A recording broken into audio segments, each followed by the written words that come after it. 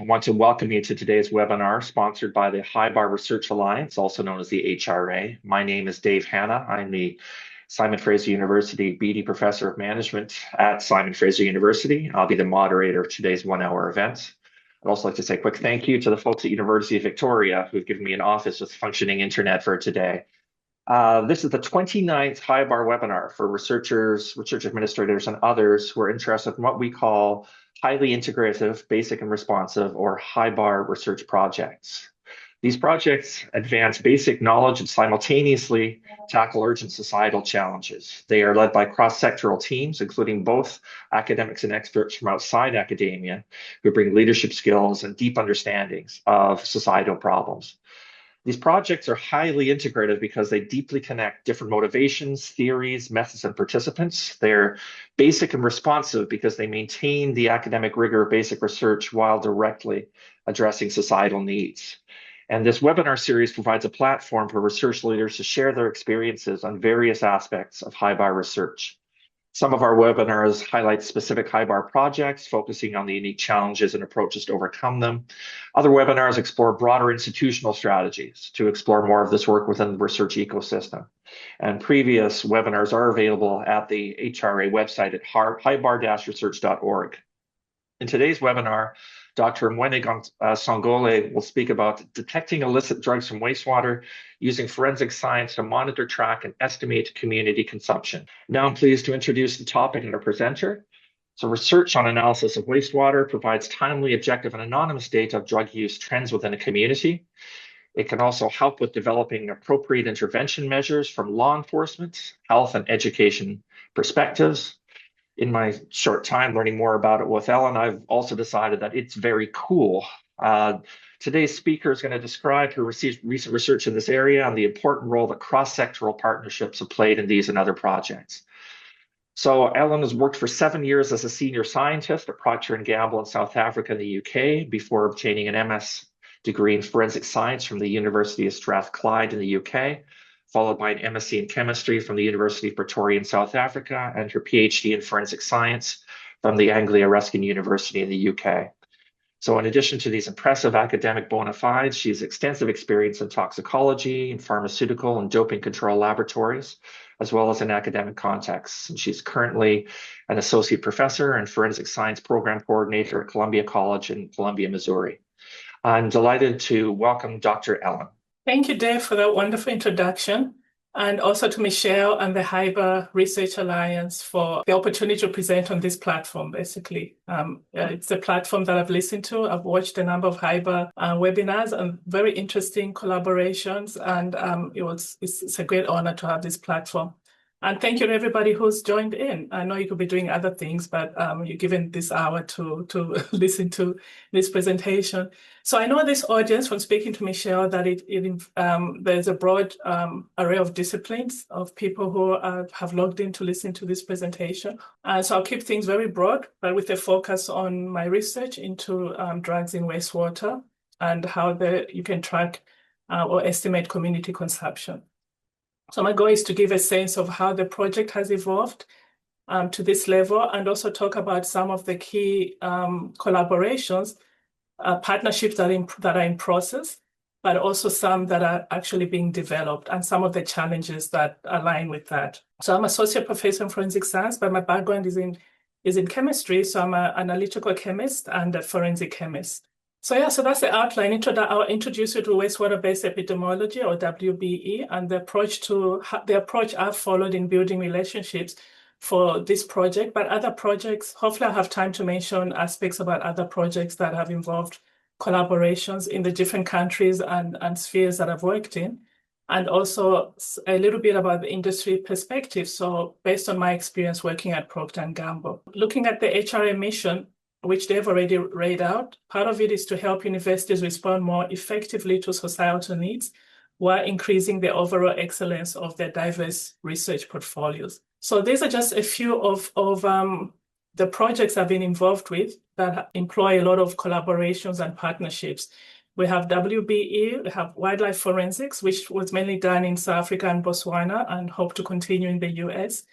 And then my experience at Procter & Gamble, so giving a bit of the corporate perspective, And you see, with wildlife forensics, the societal need was anti-poaching measures, to preserve the wonderful animals that we have, the wildlife. And everybody by now knows about the poaching of elephants and rhinos and etc. So there was a project related to wildlife animal hair, and which can be used to narrow down which animal has been poached. Let's say if it was skinned and only the fur was removed and only the meat is left behind. So hopefully I'll have a bit of chance to talk about that in my approach to building collaborations. And as I mentioned with PNG, I'll give a little bit of the perspective from corporate perspective and how corporate reaches out and actually seeks collaborations with academia and other industry partners. But my focus will be on WBE, and it's the WBE project with wastewater reclamation facilities. Jefferson County Environmental Services in Birmingham, Alabama has been a key partner, but also internal collaborators, which we shouldn't ignore, and then law enforcement and public health, which are the developing partnerships, which I'll talk about as well. So I wanted to give an idea of how to develop partnerships, because sometimes, especially if you listen to a lot of the HIBA webinars, you have a lot of great projects and established partnerships, some within 20 years, 30 years established, or 10. But some people listening might be wondering, where do I get started? How do I start? How do I establish these relationships? So that's something that I'll hopefully will cover aspects of that. We have a little bit of time, so I'm just going to glance. It's going to be a very general and broad presentation, but hopefully more details can be covered during the Q&A sessions. So what is wastewater-based epidemiology? Well, currently it's recognized by the European Drug Report and UNODC, the United Nations Office on Drugs and Crime, as an alternative complementary approach to monitoring pharmaceutical and illicit drug consumption within a community. So what makes it alternative and what is it complementary to? So drug use data, or conventional drug use data, has been obtained through various means. You have population surveys like the Substance Abuse and Mental Health Services Administration, UNODC again, and many other population surveys on drug use data, law enforcement activity, offense records, prescription data, and so on. So these are just a few. It's not an exhaustive list. And what is the advantage of this conventional means of obtaining drug use data? Well, it provides demographic and specific information depending on how the survey has been set up or designed. I can cover quite a large population, again, depending on the aim of the survey and the demographics and the region that needs to be covered. And depending on how the survey is designed, again, there can be regional and international comparisons if the same parameters are being measured. However, some of the cons or the disadvantages is that people tend to under or over-report their usage habits. So you don't really get a true sense of what's actually being used. And in terms of drugs, so this is related to drug use data. And sometimes the surveys, by the time the survey has been collected, analyzed, and published, that's 6 months to a year old. The information is already about 6 months to a year old, and things might have changed. The landscape might have changed by then. It can be sometimes biased depending on how the survey is designed and the population sampled. Not everybody has access to email or computer to give input. So it depends on how it's also designed. And sometimes law enforcement activity can be sporadic, and prison and hospital records can vary from year to year. So great advantages, but some disadvantages, and that's why WBE became a complementary approach. It's not replacing, by all means, it's not replacing conventional, but it's seen as complementary. So WBE, what's the premise? Well, the premise is that whenever you take a drug, whether it's a pharmaceutical drug or illicit drug, it will be consumed, metabolized, and eventually flushed down the toilet and as urine or feces, and everything goes to the wastewater reclamation facility. And the water that comes in, the wastewater that comes in, the influent, is at a higher concentration than the effluent. Once it's been cleaned up and processed at the WRF, then that water, we expect that it has a lower concentration of the analytes. So in what WBE, the key focus is to analyze the wastewater influent, so the water that actually goes the wastewater that goes into the sewage treatment plant or wastewater reclamation facility. Notice that I keep mentioning sewage because that was the initial terminology for the wastewater-based epidemiology. It was sewage epidemiology because it is basically sewage water. It doesn't sound as bad as it's not as bad as it sounds. It's very dilute. It's water from toilets, but also from bath water, showers, and runoff, sometimes runoff, and industry, etc. So it's really dilute. It's not like it's just a whole raw sewage that you're looking at. And this project came to me as a master's student at the University of Strathclyde in Glasgow. I was interning in a toxicology lab, and my mentor suggested it. And as a master's student, I thought he had lost his mind. I'm like, what am I going to be doing looking at sewage? I'm not going to be a sewer, right? That's how it looked. That's how it seemed like to me. But 3 years later, when I did my PhD, that's the project I proposed. And it was the project I conducted during my PhD at University of Anglia Ruskin University. And I've been conducting it in different countries because you always have a wastewater reclamation facility, sewage treatment works, whatever it's called. But it's quite interesting project in terms of what information is available in wastewater. So yeah, the interest in WB started in about 2005. There was an Anchor article by Zuccato, an Italian, and his team, who worked on analyzed cocaine in wastewater and realized that they can link it back to community consumption within a certain area. So the area served by the wastewater treatment plant or the wastewater reclamation facility, that's what the community, when I refer to community, you have a city will have several wastewater reclamation facilities, and each one serves a certain population. So when you talk about WBE, you always have to refer to the population serviced by that particular wastewater treatment plant. It won't necessarily be the whole city. And what some of the advantages is that it's non-intrusive. You're not poking needles into anybody or asking them to pee into a cup. It's just non-intrusive. It all goes down the toilet. So you can just get a sample and you know what's happening. It provides near real-time data. I mean, I can go to a wastewater treatment plant, get a sample, analyze it in the lab, and the analytical techniques are GCMS and LCMS, and I can get results and find out what has been consumed at the moment, what's in the water, what are people using at that particular moment. We don't have to wait 6 months to a year to get information, which is now outdated. It gives you real-time data. And you can track spatial and temporal trends. So one of the examples I'll give is seasonal trends. So we sampled wastewater samples over the summer in 2023 and 2024. So comparing those 2 years and seeing what sort of drugs were present. Is it a different types of drugs that were present in 2023 and 2024? Those results we're still working on at the final stages, but we have some insights into that. We're just tracking two. I was focusing on methamphetamine and cocaine, which are big problems at that time it was Birmingham, Alabama. This project was done when I was at UAB, University of Alabama in Birmingham. I'm now at Columbia College. And you can differentiate between direct disposal versus consumption, and you can detect short-term changes in drug use. You literally see a spike. The spike when we sample water just before the July 4th holiday or any major holiday, you see a spike in illicit drug use, and that's the trend around the world. Some of the limitations, it can't be correlated to demographics, and the data is accurate at the time. It's near real-time data, but it's only accurate for that period. An hour later, if you sample an hour later, the water that analyzed might be different. The drugs in the water might be different, or 2 hours later.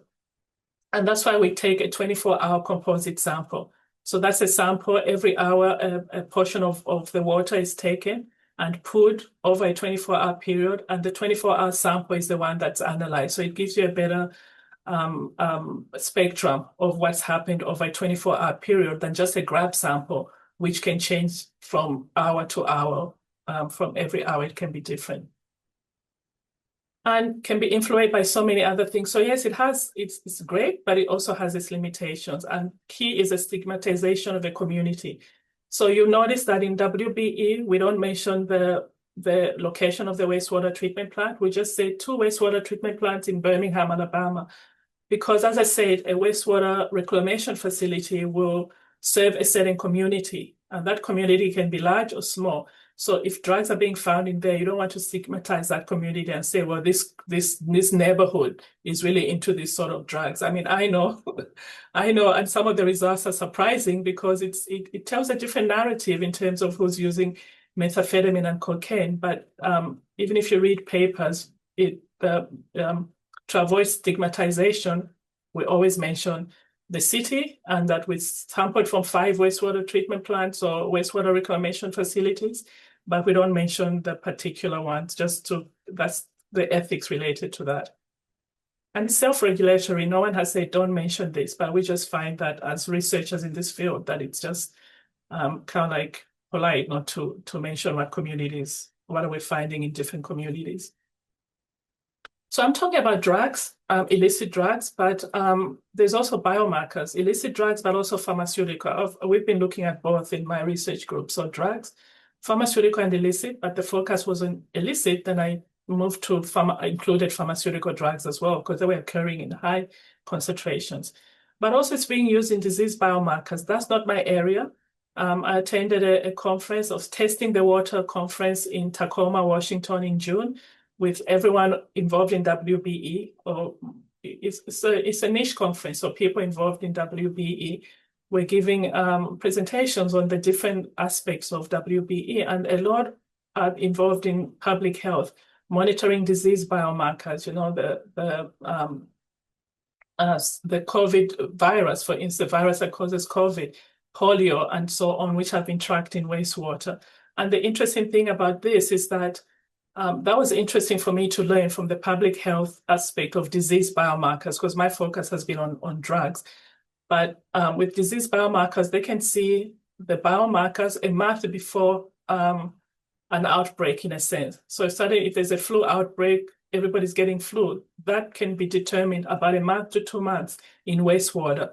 And already interventions can be in place. Doctors can be alerted, the health professions can be alerted to say, hey, we're going to see this happening because we're starting to pick up biomarkers in the wastewater. So that was interesting, but that's not my area. I thought I would just mention that. And then you have trains through the drugs and the disease biomarkers. You have trains which can now be used for with different organizations to now come up with interventions, as I said, from the healthcare perspective, but also for drugs, it can be the law enforcement, but also healthcare perspective, public health. These are some of the drugs that we've detected in wastewater. We have a long list, but these are the key, the high concentrations. So in terms of the illicit, although methamphetamine is sometimes used for obesity and ADHD medication, but a lot of it is from illicit use. Birmingham, Alabama is known for having high use of methamphetamine as a whole, but other states as well. But in Birmingham, that's where this was done. Methamphetamine is a problem. So that's not all medical use. Majority is illicit use. We have also cocaine on the illicit side, although it's small aspects of it are used in local anesthetics. But if you look at the other list, you have a lot of pharmaceuticals, ibuprofen, acetaminophen. These are over-the-counter, but also prescribed for pain relief, inflammation, etc. You have caffeine, which is in medication, but sports drinks, energy drinks, coffee, nicotine and continine, the metabolite, and a lot of medication. And this comes into fore later on in terms of one of the offshoots, how this project can lead to an offshoot, which I haven't really pursued, but it's something that I'd like to pursue as I pace myself on what information, the partnerships that this project can develop. Coming from identifying what's in the wastewater, then we have finding trends or back calculation. So you take the load in wastewater, the concentration, nanograms or microgram per milliliters, and use that information, you back calculate to consumption per 1,000 people. And that's how you normalize the data. So this is preliminary, and we're still working on the calculations and the back calculations, but I thought I'd share this just for this presentation, this platform. And you can see concentration on the left is the concentration of methamphetamine versus cocaine. And that's a very high amount of methamphetamine found in wastewater versus cocaine, which is at the bottom. The graph at the top is methamphetamine. And you see a spike in month of July. That's before 4th of July weekend. So it really spikes before a holiday, and that's a typical trend you see even in other countries before a major holiday or sporting event or festival. And on the right, you see we're tracking that. This is what the information that we're trying to now look at and finalize, comparing consumption rates between 2023 and 2024. And the bottom graph is 2024 and the top graph is 2023. So it can look like there's less amount in 2024 than 2023. And these trends, you have to look at the bigger picture. What was happening during this time in 2024? And when we correlate with what's published, because a lot of information is published, there were a lot of drug seizures. The Customs and Border Protection was seizing a lot of cocaine in 2024, so it wasn't as available as it was in 2023. And that could be the reason why you might see a lower consumption rate in 2024.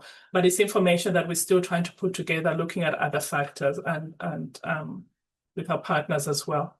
So having said that, the WBE, the information that it can give in terms of the drugs that are detected, but also how the information can be used.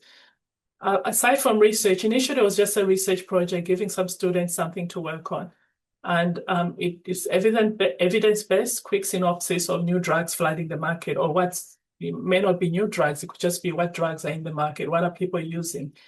And then it moved from just research, just getting the information, and then realizing there's a public health angle to it. Because now we can detect what drugs that may not be known that people are using. So it's a strategy to rapidly detect emerging and previously unknown drug problems. And this can help, allows for timely community-based intervention.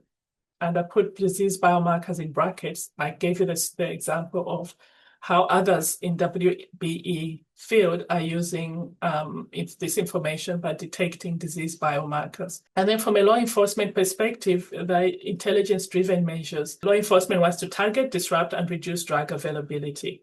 And then you have, on the other hand, harm reduction, which is like, well, people are going to use drugs anyway. How do we make it safe for them?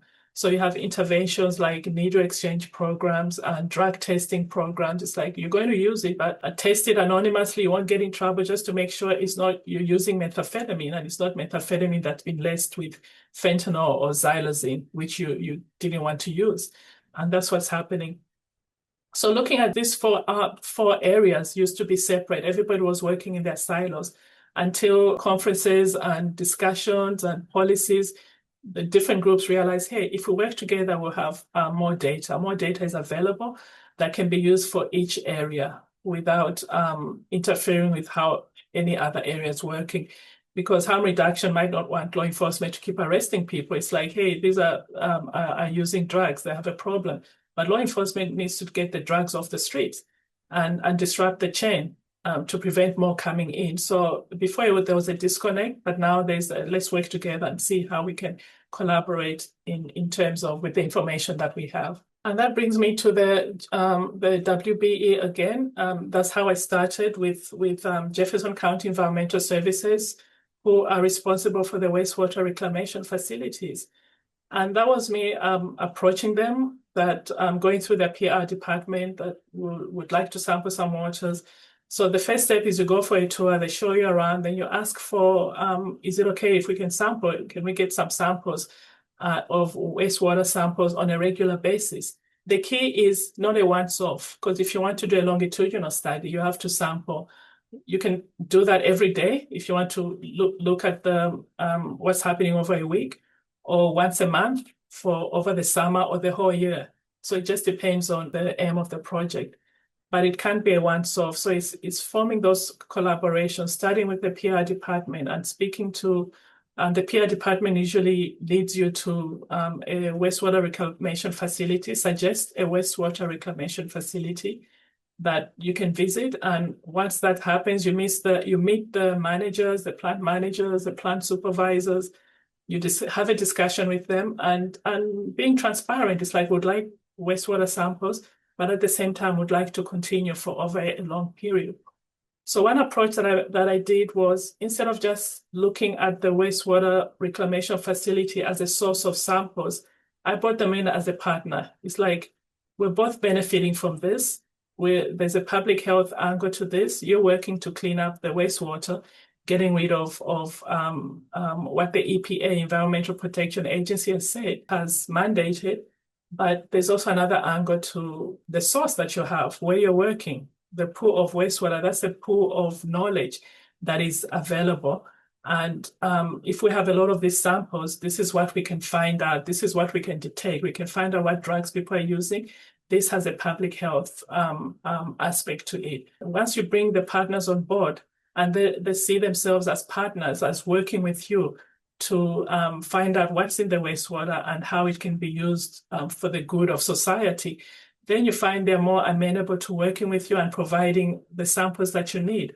And we've had very good collaboration with Jefferson County Environmental Services in Birmingham, Alabama. I mean, they've delivered samples to us. We could have collected. They didn't have to deliver samples, but they've delivered samples to us using their resources, collect the 24-hour composite samples, which is part of their own collection effort. And then all we do is ask for a bit of the sample so we can analyze it. And they've been great and going out of their way. But again, this was a period of a year of building the relationship. And a lot of the HIBA webinars have mentioned that building relationships takes time. It's not overnight. And but it's a year of building relationships and working with them, involving them in seminars and inviting them to the university and to tour the facilities, the research labs where this work is happening, so they can see that this is what we're doing with the wastewater samples, being invited for seminars, giving a lot of feedback as well. For instance, letting us know that, hey, it's better to sample, it's better to sample in the summer, collect wastewater samples in the summer rather than the spring, because the spring, there's so much rain, and that's in the south, a lot of rain, it's the rainy season, so the sample is diluted, so you might not be getting the true measure of what's in the water because it's so diluted with all the rainstorms and everything going on. So rather sample in summer where it's a bit dry and you get the concentrated water. So things like that, you start sharing knowledge and involving them as valuable members of the team rather than just a source of samples. Law enforcement and public health, I'll talk about that on the next slide. These are the developing. I have them in asterisks because they're up and coming partnerships that we're working on. And in fact, in law enforcement, we can't even talk that much about it. So we have some partners who want to be silent, and because of the information that they're sharing is within their area of work. So it's not something that they give to me and then suddenly I publicize and I can publish and share that information. It's about knowledge sharing.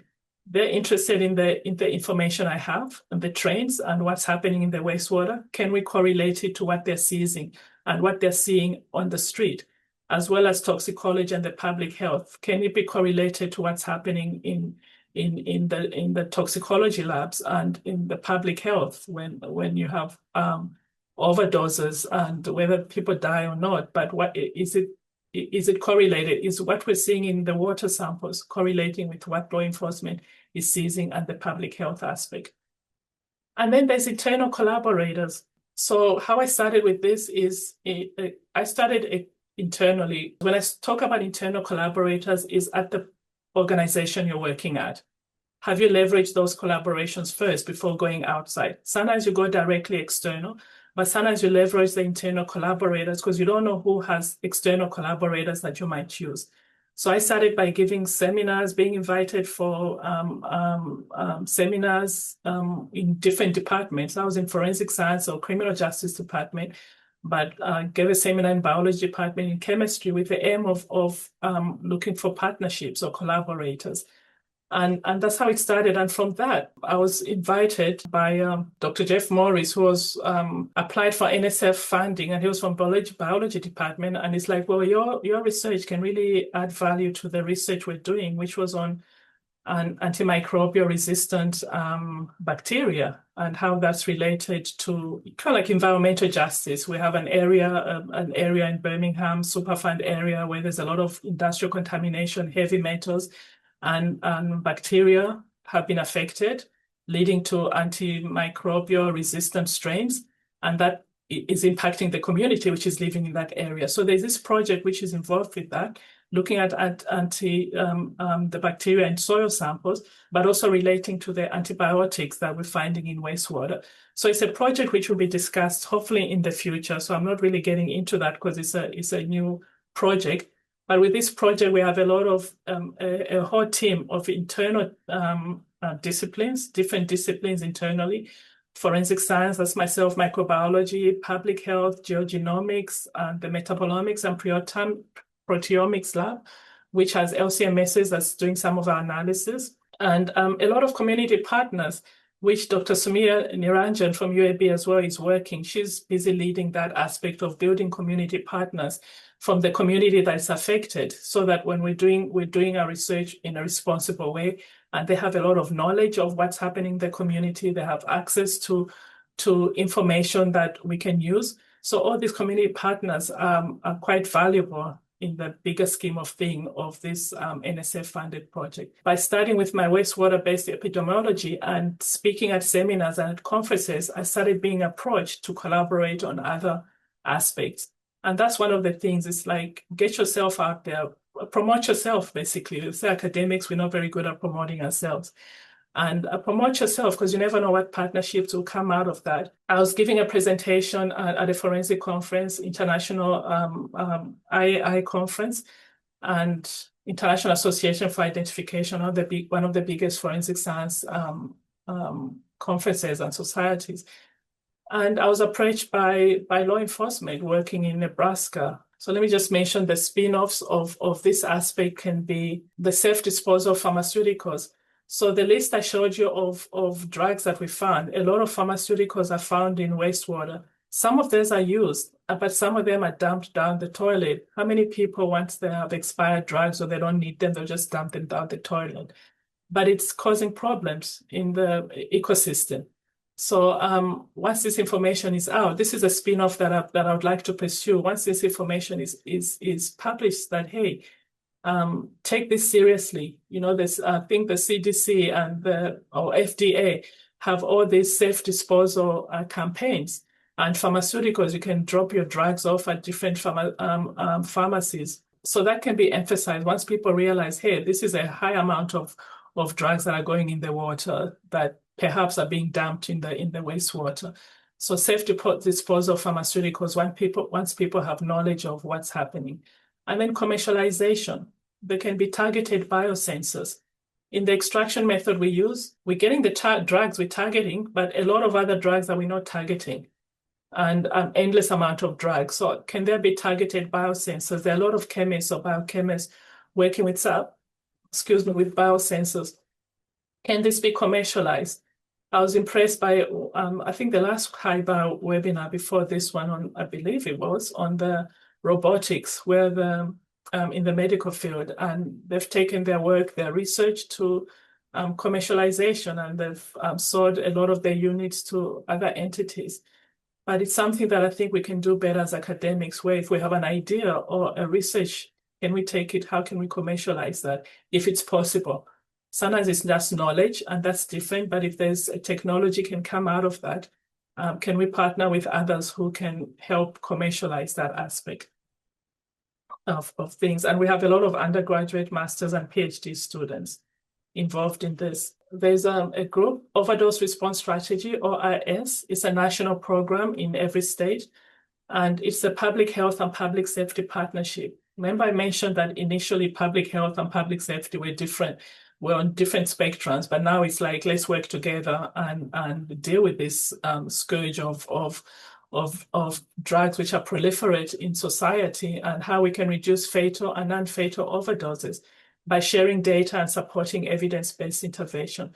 So I was approached by a group from one of the states interested in my research, so they can correlate. And I'm able to get information. Once this gets on the ground, I'm also able to get information in terms of, hey, in this area on this day, they have very specific data. So on this day, we had a high levels of, let's say, overdoses from methamphetamine use. Can it be related to wastewater? Whatever was happening on that weekend, where there was a high number of overdoses and EMS was called out, and then public health can get involved to see what's happening. Why was it okay the previous weekend and during the week, and suddenly there's a number of overdose? So maybe it's a bad batch. Maybe it's a methamphetamine that has been laced with something more potent. And that's how the whole group wants to work together, share information so that we can reduce the fatal and non-fatal overdoses. So this is one of the developing partnerships that are available in every state, but I thought it's quite good. And that's just by me presenting at a conference, I was approached. By presenting within UAB when I was working there internally, I was approached to be part of an NSF-funded project. So we have to speak, we have to present our research, sell ourselves, as they say, so that we can get the collaborations, because you never know what can come out of you speaking about your research. I think I've talked a lot about this. I'm mindful of the time to allow for question and answers, but I've talked about finding out what resources are available, beginning selling ourselves, working with collaborators, internal and external. Starting with frontline workers, I started with the wastewater, the frontline workers, the managers, the supervisors, and they were able to speak to the management, to the deputy directors, and then we had access to more facilities. And focusing on the mutual benefits, the value of valuing collaborators as essential partners, and respecting their time, prioritizing, because you can be put in so many directions, but prioritizing that. From the corporate insights, just to quickly go through that, from the business perspective, they're looking for return on investment. So they work on selling themselves. Any company, whether it's Procter & Gamble, they'll sell their products, they leverage the best resources, and they have multi-discipline teams. And that's how we need to approach that as academics as well.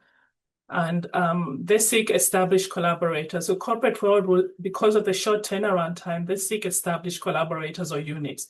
They're not going to go for maybe an up-and-coming postdoc, because they want something that is established already, as a reputation, so that when they partner, there's that credibility involved. And those are some of the partners we sought. I was working with dermatologists, microbiologists to support the product, to support the kind of like the independent verification of product efficacy, and ideas that help sell the products, kind of like a return on investment in the short and the long term. Yeah, so I'd like to acknowledge, I know I rushed up towards the end, but just to give time for questions, by Jefferson County Environmental Services, Birmingham, Alabama, the National Science Foundation, and research students, Nina Odenato, Will Harris, Deja, who have all worked on this project. And the BHM Horizontal Gene Transfer Team at UAB, that's the NSF-funded project, and the Metabolics and Proteomics Laboratory at UAB, who are doing a wonderful job with the LCMS analysis of the wastewater samples as we detect the antibiotics that are prevalent in there, and linking it to now the soil samples that we're also looking at as a team. So thank you, and that's where I end off, and just some of the references which will be in the presentation. So thank you for your time. First question, Ellen. So it's a question about the technical side of it. Are wastewater treatment methods consistent across a country and between countries? Oh, so that differs. I don't know the full details of that, but I know just within Birmingham, there were some differences between the plant and how the wastewater was treated. A lot of it stays the same, but as an example, maybe before the water is dumped into the river, there will be UV treatment, while in one plant they'll still have the chlorine treatment. They're still using chlorine. So there will be some differences countrywide and internationally, but the premise is the same. It's using bacteria. They basically use bacteria to clean the wastewater. Right. Interesting. Another question is, many of the issues you've mentioned, drug use and disease propagation, etc., are urgent issues. And have you experienced any challenges as a result of the need for urgent action by partners like law enforcement and public health and the typically longer timelines of academic research? Yeah, one of the things that I mentioned, the public health and law enforcement are new partnerships, but it's actually a reciprocal. I'm more interested in their data, to be quite honest, because with the wastewater, it doesn't take as long as I mentioned earlier on. It's not 6 months or 1 year. If I have a water sample that I've analyzed, I already have the data, and they might want to look at that. Let's say I analyze the wastewater sample from June 2020, 2020, yeah, this year, June 2025, and something happened on the law enforcement side in June 2025, they can come to me and say, hey, can you just check what was in the wastewater at that time? Because we had a high level of this amount. So it's the correlation that's working. It's near real time. So there's really not that lag in delay in terms of analysis with the partners in terms of that. And in fact, I'm more interested in the other way around, their data. Right. Just a reminder to attendees, you can type questions in the Q&A box that should appear at the bottom of your screen.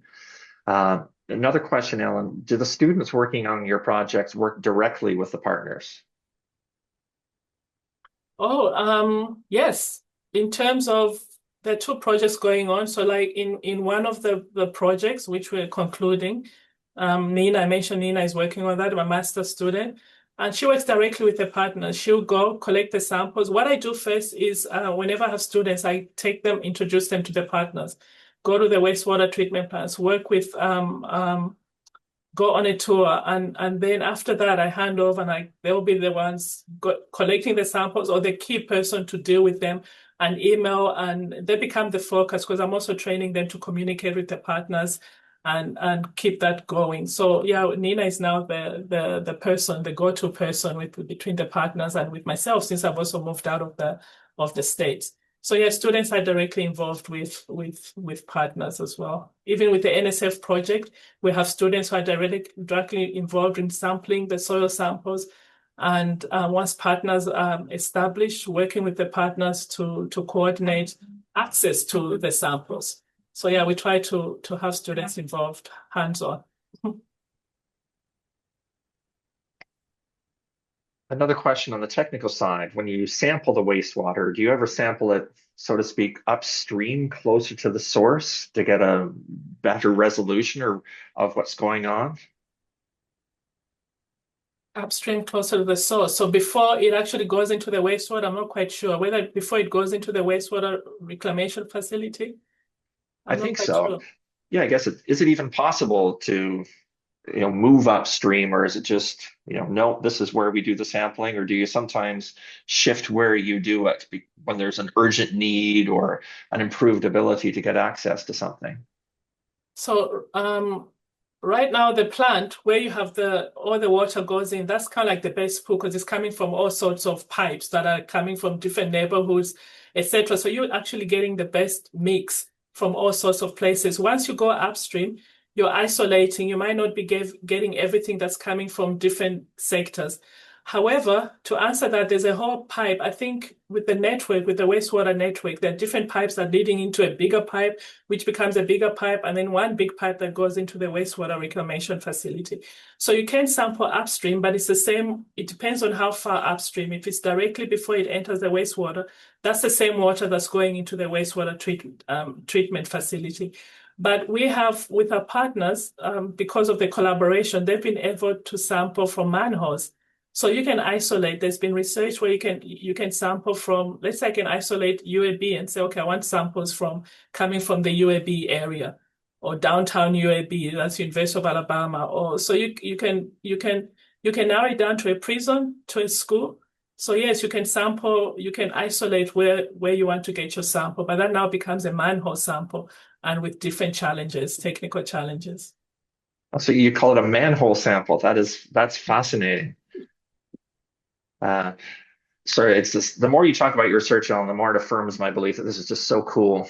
Uh, you mentioned one other question that you mentioned that the four different silos of research and law enforcement and public health and treatment facilities, you've had some success breaking down barriers between them, and they're now working together. And the question is, are you aware of something specific that led to this greater collaboration that maybe other people could learn from? Oh, that's a good question, but I wanted to clarify that I'm not the one who broke that silo. That silo happened naturally when the different groups were working together, and I'm part of the forensic science group. But it's a national thing where the different groups have seen that, hey, we need to work together. So I'm not the one responsible for breaking the silos, but some of those from being involved in from the forensic science side. It's just speaking together and attending conferences. A lot of these have happened at conferences where you go to a conference and somebody's presenting, then you approach, there may be a public health person is presenting on the drugs that they're seeing in the community, etc. And then you have a forensic scientist or drug chemist presenting on their techniques of analyzing these drugs, and you have law enforcement. So you have these groups come together at conferences, and that's where a lot of these meetings take place. And then you have smaller groups working together. So it all emanates from, let's say, public sources where you have a seminar or a conference, and then you get together and start saying, hey, we need to work together in groups. And from that, you get the bigger aim of trying to break down this silo. So it's in different states, are more active than others. But there's a lot of webinars and seminars within forensic science and public health and law enforcement on how we need to work together. Thank you. Is there anything that happens at these conferences? Because we attend these conferences and they're more or less effective in bringing people together. So are there any types of events or seminars or panels that you think are really effective at bringing people together and enabling them to talk to one another? Yeah, I think it also depends on the conferences, but at least the conferences I've attended, and a lot of these are all forensic based. You have toxicology conferences. I have the American Academy of Forensic Science, the SOFT, which is the toxicology conference. I think the way they're organized, you have the different streams or different presentations, but you also have panel presentations or a panel where they're speaking depending on a specific topic. So if you're interested in that topic, you go to listen to the panel, then you have a source of information. You have contact names. You can ask questions within the panel. Otherwise, you have contact names and you can contact people afterwards. That's how I was approached. I presented, and then later on after the conference, I had emails like, oh, we're interested in your research. We liked your presentation. We're doing this in Wastewater in Nebraska or in Montana or wherever, and we'd really like to work together. So that's how it happens. It's just by being on a platform, then you get approached later on. Another question is, you mentioned that corporate partners prefer to work with established researchers, which could pose a bit of a chicken and an egg issue for sort of new faculty members or new researchers who have the research expertise, but not the established expert experience from this perspective. Any suggestions about how faculty members should approach kind of that challenge? Yeah, that's a very good question. And I know from being in Procter & Gamble, we were specifically looking for established because of the turnaround time. So you're looking for an established researcher or a group. But that established if let's say even up and coming researchers, and I'm not sure whether it's a new professor or postdoc, sometimes you tend to be within a group or within a department. Sometimes we'd approach a chair. For instance, we'll see that there's a chair of a chemistry department because we want to do something related to chemistry. So you approach the head, you approach the chair, and the chair can now delegate and say, okay, that's fine. But however, we have this person working in this area and they're really good at that. The association now becomes with the unit, with the chemistry department at whatever institute it is. So sometimes it can be through a group and sometimes it's individual, but it's because of the turnaround time. They don't want to work with, not that they don't want to, but it's almost like the reputational. There's a reputation behind that. If you go with somebody who's an established, has published a lot of papers in this area, and they're well known, and you link up with them, already your brand has that credibility that they're looking for. But if it's somebody who maybe hasn't really published a lot, is not well known, it's like, okay, what are we getting out of this? Because it's like they're in it to get something, just like the researcher will get something out of working with Procter and Gamble, maybe funding, etc. So yes, you're right. It is like a chicken and egg thing, but that's how it was because of the turnaround time. That's how corporate works. And I'm not saying every organization works like that. That was my experience at P&G at that time. Maybe there's a role for senior faculty members or chairs to let junior faculty know that they can support them and even be the front person for these kind of contacts.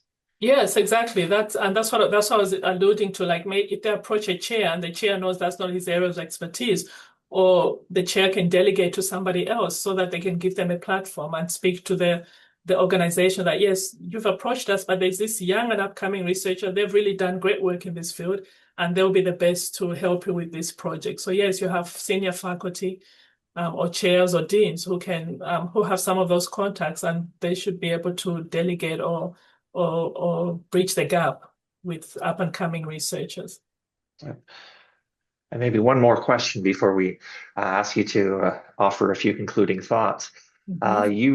You're in the position of having worked on both sides of industry academic partnerships, which isn't common among us faculty types.